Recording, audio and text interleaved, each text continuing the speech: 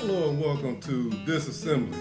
I am your servant Yahuwah Soya, and when last I left off, I was in Bere'Shiyth chapter 30, verse 24, and left off kind of on a cliffhanger with Yaakov in the midst of managing, if you will, 4 women. And he's doing it quite admirably, I might say. I hate to say it, but I think I'm envious of the way he handled that. And he's still handling it, so we're going to pick it up in verse 21. Before I do, though, I'd like to thank the Father, thank him for this time to assemble in his presence and enjoy these words. We've covered some pretty horrible things.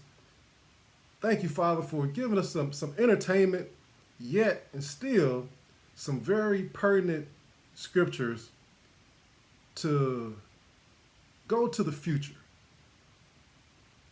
These are very important scriptures, and they speak to the future, although they're funny. So in the name of Yahushua, thank you, Father.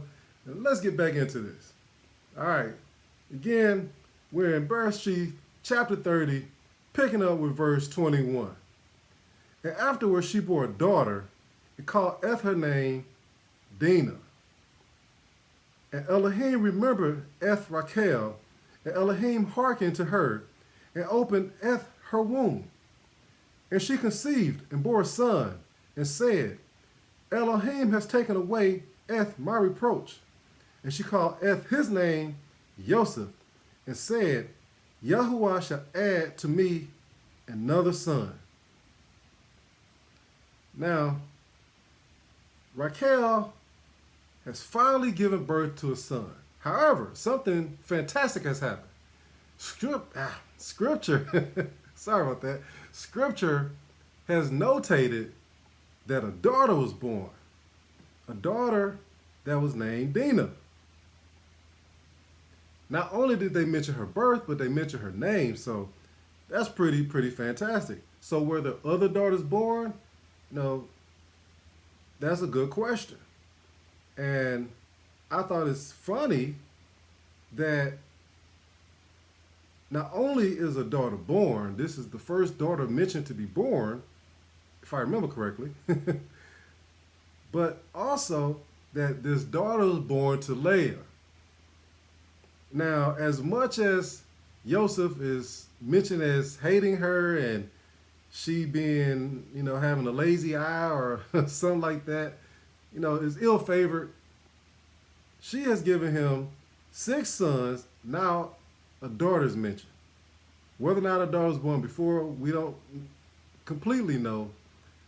We're not exactly certain. However, we do know that there's a daughter born now, and she's born to Leah.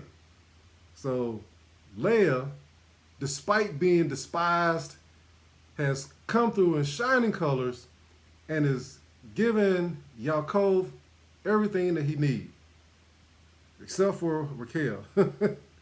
So she'd probably do that too if she could. All right. Now, Rachel, on the other hand, has received a blessing. Her womb is opened. And now she's given Yaakov yet another son. And as far as she's concerned, this son has been given to her because the reproach that was upon her, even though she hadn't necessarily done anything wrong, just like Leah hadn't before her, the reproach was taken away, and now she's able to bear a child for her man, Yaakov. And she's quite pleased about that. All right, verse 24 through 26. And she called his name Joseph, and said, Yahuwah has added to me another son. Now, also I wanted to mention with that, Rachel is the woman that Yaakov really wanted. So Yosef is likely going to be his most wanted child. Even though he's had, sons like every man want, and a daughter now, Joseph, that's going to be the one. All right, verses 25 and 26. And it came to pass, when Rachel had born Joseph, that Yaakov said unto Lavan, send me away, that I may go into my own place and to my country, and give me my women and my children, for whom I have served you, and let me go. For you know my service which I have done you. Now, Yaakov is, quite pleased, and also he recognizes that he has worked 14 years, 14 long years, and he's demanding to be let go from Lavan's service. Now, Lavan may not take too kindly to this young man. Well, I don't know if he was young, but this, at least compared to him, this young man making demands of him. He's in his home, and he's with his daughters, with their handmaids, and he's making demands. So let's see how Lavan is going to deal with this. All right, verses 27 through 28.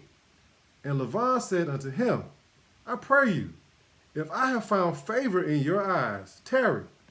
For I have learned by experience that Yahuwah has blessed me for your sake. And he said, appoint me your wages, and I will give it. Now, Lavan is pretty intelligent. He's trying to, be magnanimous about it and appeal to Yaakov's kinder side. Appeal to Yaakov's, being nice to his uncle here, his brother, as he called him. He's asking him, just stay here.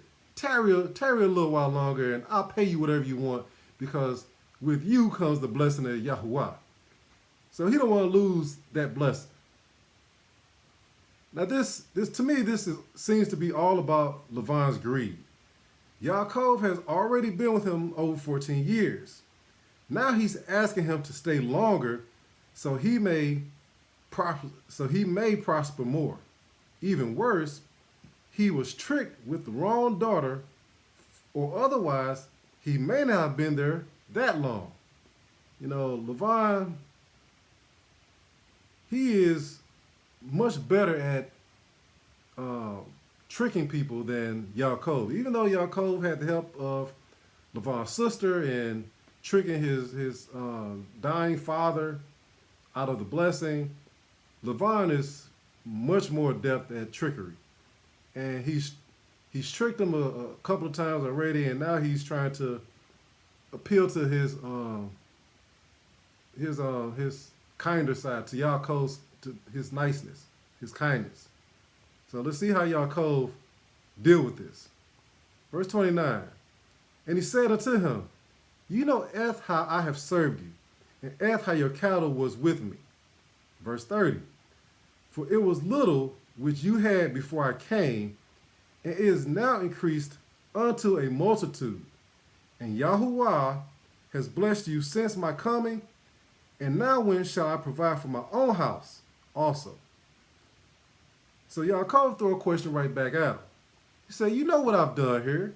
You didn't have all this before I came, before I worked for you. When am I going to get to build up my own house? When am I going to get to go back to my own country with my family? He say, when am I going to be able to provide for my own house?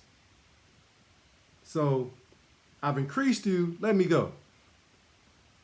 Verse 31.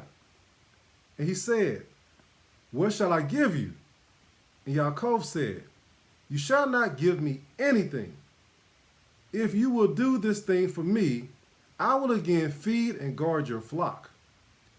I will pass through all your flock today, removing from thence all the speckled and spotted cattle, and all the brown cattle among the sheep, and the spotted and speckled among the goats, and of such shall be my hire. So shall my righteousness answer for me in time to come, when it shall come for my hire before your face. Everyone that is not speckled and spotted among the goats, and brown among the sheep, that shall be counted stolen with me. Now that's a curious way for him to end that first round of negotiations, if you will.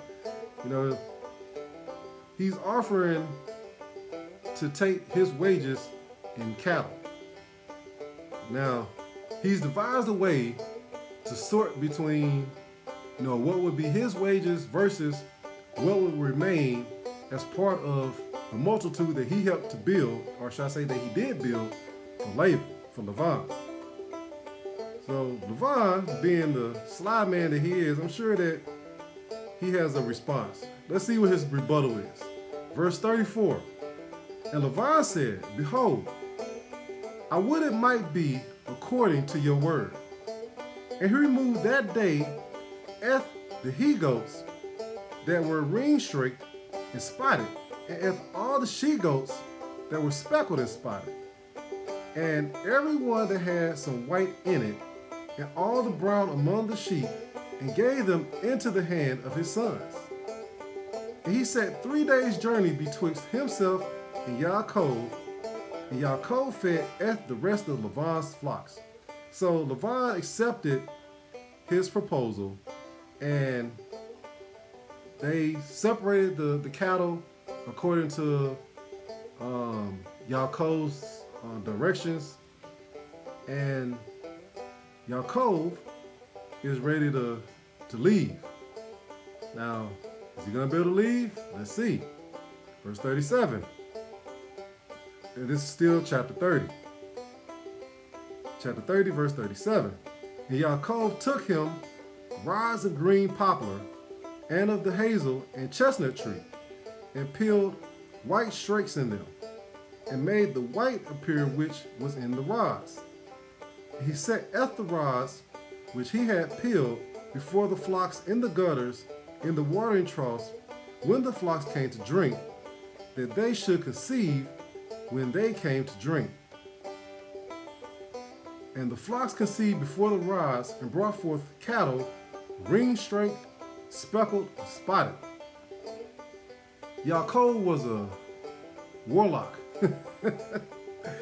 He used a simple device of poplars to, how should we say, persuade the stripe pattern, the pattern in the fur of the goats and sheep that looked upon them as they mated. That's sound like witchcraft. I don't know what to call it other than that. It sounds like witchcraft. He must have been a warlock. I don't know where he learned these practices. It wasn't mentioned. It was genius nonetheless. So that's about as much as I'm going to say about that. All right, verse 40 through 42. And Yaakov did separate the lambs and set the faces of the flocks toward the ring straight, and all the brown in the flock of Lavan. And he put his own flocks by themselves, and put them not unto Lavan's cattle. And it came to pass, whensoever the stronger cattle did conceive, that Yaakov laid the rods before the eyes of the cattle